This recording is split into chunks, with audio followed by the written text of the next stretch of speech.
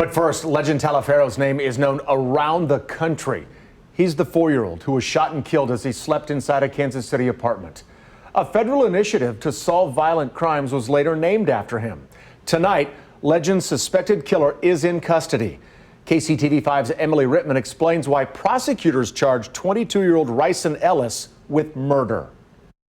On August 11th, police arrested and questioned a woman who, with an attorney by her side, said she drove Ryson Ellis here to the apartment complex on June 29th around 2:40 in the morning.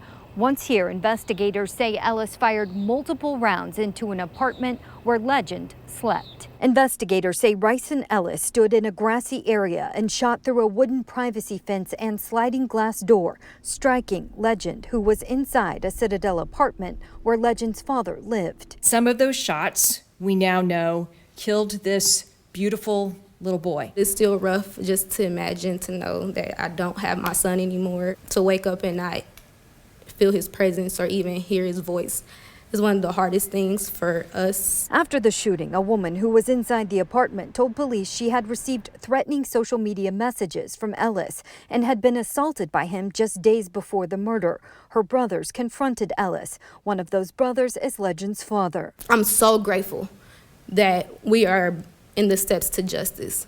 This is a lose situation for my family, and including his. LeGend's mother and father stood nearby as Jackson County Prosecutor Jean Peters Baker announced second-degree murder, armed criminal action, and unlawful use of a weapon charges against Ellis Thursday. I lost a lot, and we just, in reality, they lost too.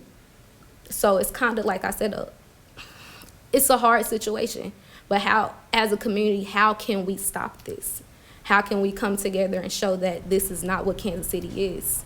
What are we gonna do now? We gotta take it a step farther and help calm the violence down and do what you guys did to help my case. Let's do that for other cases. Police say the woman who drove Ellis to the apartment complex told investigators she rented the car seen on video surveillance. She told police Ellis asked for a ride to the apartment on the night of the murder. She says after he got out, she heard gunshots and he ran back to the car. She told police she did not initially know anyone was killed. Investigators arrested Ellis in Tulsa, Oklahoma. Once back here in Kansas City, he will be held without bond. It's unclear if more people could be charged. The investigation is ongoing. Reporting from Kansas City, Emily Rittman, KCTV5 News.